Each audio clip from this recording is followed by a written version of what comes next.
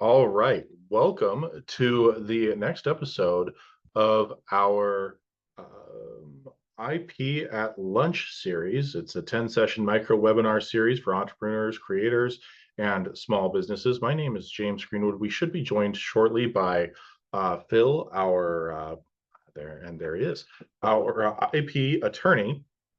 Phil, thanks for coming in online and joining us today. I really appreciate it. Phil is our Chicago-based IP attorney. My name is James Greenwood. I am our Illinois and Iowa licensed business and estate planning attorney.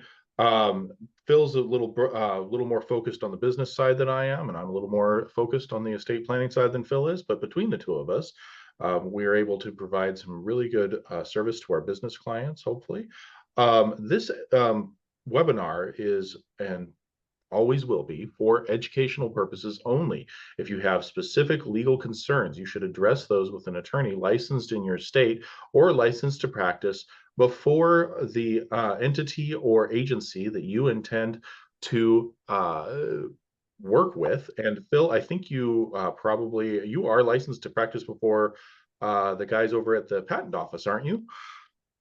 I am, yeah, for patents, specifically for trademark protection or prosecution, you don't necessarily need that registration. Okay, excellent.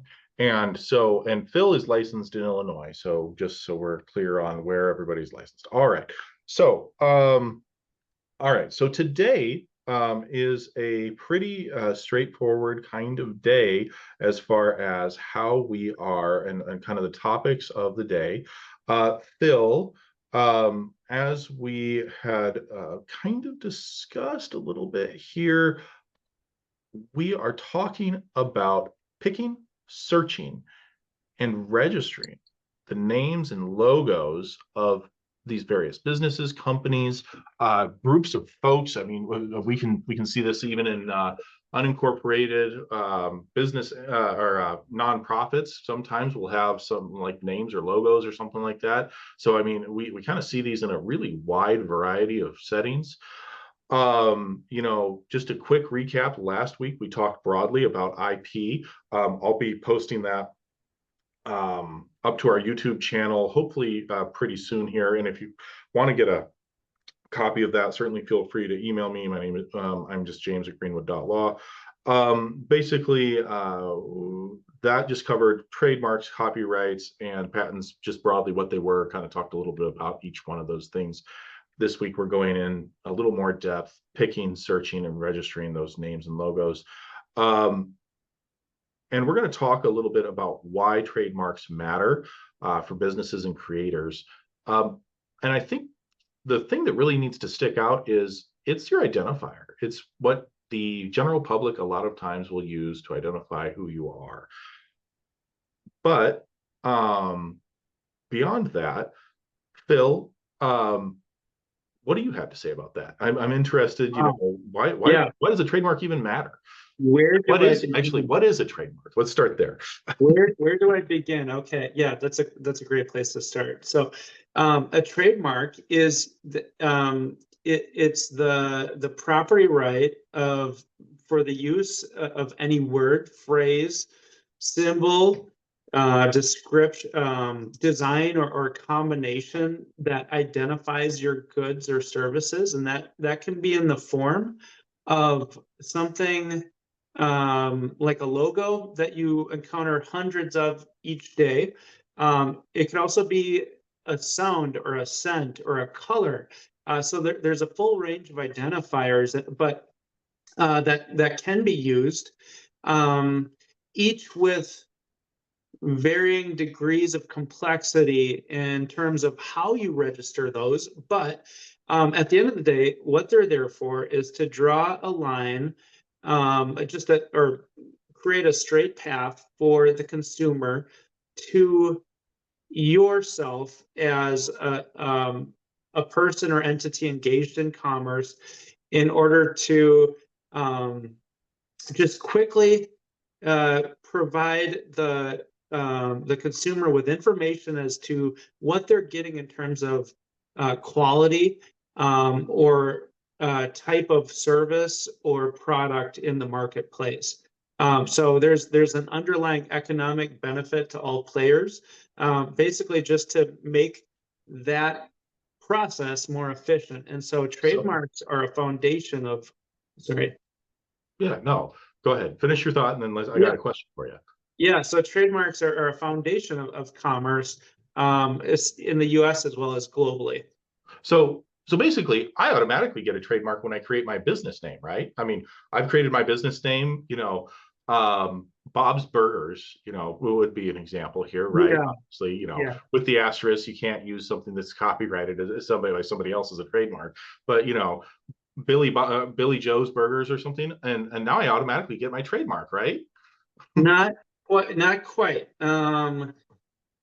There's um, there's a few things that we have to think about with trademark protection and how it applies. So, Bob's Burgers, or something merely generic or descriptive, for example, have really hard times arriving at trademark protection, because what they're doing is not doing, or what they're not doing is a great job of distinguishing the origin of the product or service. And that can be, there's a few other categories that wouldn't apply. So if you were to use like Chicago burgers or something, that's a geographic location, and that wouldn't be protectable with as a trademark either. So um, not every word that you come up with for your business is automatically eligible for trademark protection. So that's in short why lawyers practice in this area, is because it exists on a spectrum to arrive at that point where you have something that is distinguishable from your competitors. Yeah. So as far as so it sounds like trademarks identify goods and services. They're the shortcut that a lot of consumers take. Oh, I looked at, again, I'm a big, huge fan of, McDonald's, which is a great example of transformative use. But when we take a look at that, those golden arches, I think that's really a good example of a trademark. Everybody knows golden arches, McDonald's, right? That is the thing. Or that Apple logo that Apple uses, right? Yeah, That's super yeah, common. We see that every day. It's on the back of my phone. And yeah. everybody knows that's a powerful trademark. Apple's, what the heck does an Apple have to do with computers? Nothing. Right, right. Yeah, and so I mean, you're talking about them. So, and typically they are the major multinational corporations. They do such a great job of tying their trademark to their product that almost everyone, it's almost common knowledge of when you see that. So like when I see the golden arches, my mind automatically goes to the scent of um, a a double cheeseburger. Like, and that's the strength of a trademark, is to get the consumer thinking about the product and what it is, and hopefully with the intent of money changing hands. So yeah, absolutely right. Yeah. All right. And so I think it's really kind of a common misconception that just because you start doing business as something means that you automatically get a trademark. I've seen that a number of times over the years, and we get people who come in and, oh yeah, I got my business name, but so and so, somewhere else, use something really similar or maybe even identical. And a lot of times I have to look at it and I'm like, well, uh, depending on where it is and what the how far away it is, and there could be a number of other factors, it might be fine, right? And they may Right. be able to do that. So it's always a little bit of a conversation. We have to dig in on that. Okay. Exactly. And then, James, there is a flip side to that too. Another misconception is just because you don't have something registered with the USPTO doesn't mean that you don't have a trademark. So, if you come up with the craziest name, and it's what they call, or it's fanciful would be a term of art here. If you come up with something that's fanciful, like Exxon or Pepsi, like it's a made up name, and there's no risk of other things like generic use or anything like that. Your actual use of that as a trademark does permit you, or does grant you, a common law right to that as a trademark, even without it being registered. There's a couple caveats to that, but that's also another conversation to be had with your lawyer as to, even though you haven't registered anything yet, what have you used that you might still have be able to claim right to? So yeah, I'm glad you mentioned that. Yeah, and I think right here in Illinois, if memory serves, don't we have a great example of that in I want to say Mattoon, Illinois? I Don't they guess have like a Burger King or something like that? That's not yes, actually a Burger King, but yeah, they got the right to the mark. yeah. So I'm actually more of a Burger King guy myself because they make the Impossible Whopper, um, and I'm a vegetarian, so um, All right. anyways. So I'm glad. No, this is a great example. So uh, I don't know much about the restaurant, but yeah, somewhere in an area of Illinois that's not Chicago, and I don't know the state very well because I'm a transplant here. There is a restaurant that does have a name, Burger King, and they had prior use to what we think of as Burger King nationally, in the Burger King mark. So because they had that, even though they weren't registered with the USPTO, within the geographic region of where they operate, which I believe is a radius of 50 miles, they're allowed exclusive use of Burger King as a mark to market burgers, whereas the Burger King, the corporation, is not allowed to do so because of the lack of prior use prior to their registering. So all of that is very fact intensive and situational. All good reasons to discuss your current use and intent to use with an attorney. Yeah, absolutely. All right. So let's talk about, we've kind of seen a lot of different things over the years, but I think one of the things that we see trademarks, where we see trademarks in our practice most commonly, is somebody's coming in to start a new business. They've got a brilliant name thought up, and surely nobody's, thought of this same name before. Um, Talk to me a little bit about how, I mean, what do they have to do to make sure that they're not going to violate a trademark? I mean, what's the standard here? Yeah. So a typical course of action would be to either perform a search yourself or to hire an attorney that specializes in the area to perform a search, just to, one, confirm that what your belief is, that no one else is using it, is true. Um, and that is for a number of reasons. One is to make sure you can actually register the trademark and avoid any undue headache with the USPTO, and just kind of burning the money used on filing fees if there is something out there. Um, so that's one reason I would probably rank it towards the bottom as to the level of impact. The other is to actually avoid infringement with your competitors that can lead to costly litigation, or should there be um, uh, a bad outcome, any damages of having infringed on a competitor's trademark.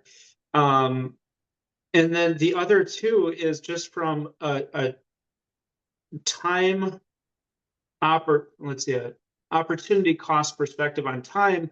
Um, Many trademarks are being thought up of in the inception of the business, which is a crucial period in a business's life cycle, in order to reach the product or put the product or service out to market. And so oftentimes when you're at the point of registering trademarks or posing those questions, you're looking at you're at oftentimes at the startup phase of your business. Not always, but or endeavor of the business. That's obviously not always the case, but your time is valuable as well. And so you'd hate to go down a lengthy marketing campaign only to find out that sure enough, you're not able to use the mark that you intended to after having spent all that money and time on marketing. So I'd say those are the three main reasons. And again, the answer to that is simply consult early and often with your attorney to perform the search, just to make sure that the field is clear for you to go about using that mark. All right, perfect. And so, yeah, and I think that's the thing that we really try to push is get people to think about that at the front end. You know, I've done a number of these over the years where we've had to clean things up. I've had a few where we've gotten demand, or our clients, you know, came in afterwards. They had formed the corporation themselves. They did all the work to get their brand out and to try to push everything. And then they get this little letter that says, hey, you got to stop using this thing. And I think the consequences for that can be pretty dire, especially if somebody's invested a large amount of money into, you know, their brand and their truck wraps, and maybe they bought a website, and that website's now ranking on Google, which is usually why, you know, people find out that somebody's infringing. All of a sudden, you know, yeah, somebody searches for them and says, oh, hey, I saw this guy. Did you get into XYZ, or are you doing XYZ now, or something like that? And then all of a sudden they're like, wait, what? But that's just a huge headache to back out in general. And there's so many avenues, like you mentioned, with search engine optimization, and that as well as like any hard copy marketing materials. To have to redo all of that is just such a pain at a crucial time for a business. Yeah, and I think, you know, one of the things that I was talking to one of my SEO folks the other day for our stuff, and it was interesting because it's because we hold the trademark on our logo. I guess Google gives us an edge in search as well, which was interesting, is what they're telling me. I don't know how true that is, but it was interesting to me. I was like, oh, that's fascinating. I'd love to talk to the engineers at Google and find out if that's a real thing or not.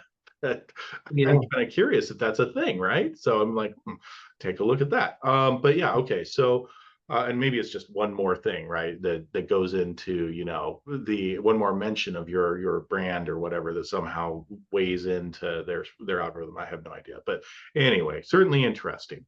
All right. Yeah. So as far as so we talked a bit about the basic. Let's talk about USPTO. You know, registration. You know, I think the registration process and the benefits. Just, you know, high level. I don't need specifics, but just high level kind of. What's the registration process look like? What does it feel like? What goes on? Yeah. Well, all of that information that you would file an application with would go through. Ultimately go through the USPTO at uspto.gov. So let's say you have all your materials ready to submit an application for registration. You could either apply directly on uspto.gov, which is what I would just, well, it's kind of, it's because I practice as an attorney in this area. Obviously, I'm going to say that, but one word of caution with any other service that, like a generic website service that might just have you fill out a form and then submit, that still ends up going through the USPTO. They're just filing that application on your behalf. And there's a lot of pitfalls associated with that, or can be, if you're not quite clear on exactly what you're filing. So obviously, I would just cut to the chase as myself, and file that application directly on the USPTO website. The application involves providing some information and an example of the mark, which they call a specimen. So either a picture of the logo, a picture of a product with the logo on it, if logo is what you're seeking registration for, but some sort of proof of use of the mark in commerce. Or you could also be, if you haven't used it yet, you could also file the application in what's called an intent to use application, which you then have a little bit of homework on the back end to go back and show that at the point that you are using that mark, that you're doing so. But some sort of specimen is needed, and then you have to describe the mark and its characteristics. And so there's forms associated with that, or form fields associated with that. And then, of course, with it being the USPTO, there's a fee involved. Yeah, and so basically it's this detailed application. We've got the thing that you're trying to trademark, so usually a logo or some sort of branding. You've got, the detailed description. You've got, who's going to be contacted. We've got, and then then you get in queue, right? And that's really what it takes. And how long is that queue? I mean, are we talking like it's done tomorrow, or are we talking it might be a couple months? Well, it's in terms of the federal government, I would say, yeah, it's tomorrow for them. So, or the USPTO rather. So it's actually 9 months is typically an estimated wait time to get your first response on the application back. What can happen, and what happens 60% of the time, is you may receive an office action in which there's some sort of deficiency identified that you have to correct, and hopefully can do so. And so there's another, they typically allow 90 days to respond after that office action is issued. So it can, that whole process can be anywhere up to 18 months, and then it gets published is to provide official notice for anyone who might lay claim to that mark for themselves. And from there, you after that point, once you successfully clear that, would be registered, and then you get a certificate of registration after. Okay. So, and just a quick reminder for me here. I've got this trademark. I'm good to go, right? Now it's just self-enforcing. I don't have to do anything with that. Yeah. That's not quite as you might imagine. So it really is up to the mark owner to enforce that, the use of that mark, and it's very crucial for that owner to do so to prevent dilution of the mark, because if one were to allow their competitors to use a similar mark that causes confusion in the marketplace, or would otherwise just straight up outright infringe, not enforcing that over time gives the competitor a greater claim to the use of that mark, and so in that sense, registration doesn't provide an it's not a end all be all solution to maintaining that property right. There's quite a bit of action, and back to those big multinationals, they spend quite a bit of money and time chasing after would-be infringers, and sending out cease and desist letters to anything that could even remotely be construed as infringement on their mark. So there's a lot of work to be done there, as well as with the USPTO too, every 10 years, you have to file a declaration of use and a renewal application, each of which costs $325 for the single class of trade that you might be engaged in. So there's another fee associated with that every 10 years with the USPTO too. So it's a labor of love. Yeah. All right. So with that, we're out of time for today. But if people have any questions or concerns about today's presentation, my name is James Greenwood. With me, I have Phillip Schieffer. I'm an attorney licensed in Iowa, Illinois. Phillip's licensed in Illinois and to practice before the USPTO as a patent attorney.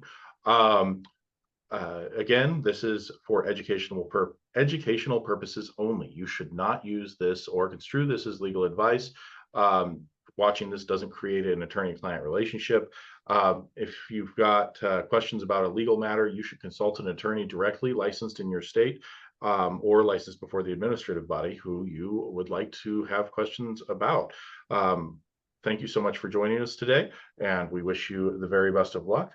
This is where the recording cuts off before we check for our questions in our Q&A box. I see that we have one. Is it possible to register a logo created with the assistance of an artificial intelligence as a trademark through the USPTO, or must the logo be created entirely without AI assistance to be eligible? Phil, that sounds like a pretty specific question, but I think that, generally, my answer would be, well, if it's created by the if it's used as a trademark, I don't think that's necessarily an issue, but I think from a copyright perspective, it's a minefield, isn't it? Yeah, there would be a copyright question to that, I'm sure, potentially. But if just in terms of straight trademark, if there was no copyright, it just, I guess, taking the copyright question out of that, it would be allowable from a trademark perspective to register that, even if you were not the person to have constructed or created that, and we're relying on someone or something else to do so, like AI. Okay, yeah, that's what I thought, and that was kind of my take on that. So, all right, any other Q&A? That was a good question. Yeah, so that was a great question, and we'll go ahead and look forward to anything else we get. But thank you guys for attending, and we will wish you the very best. Have a great day. Thank you, everyone. Bye-bye.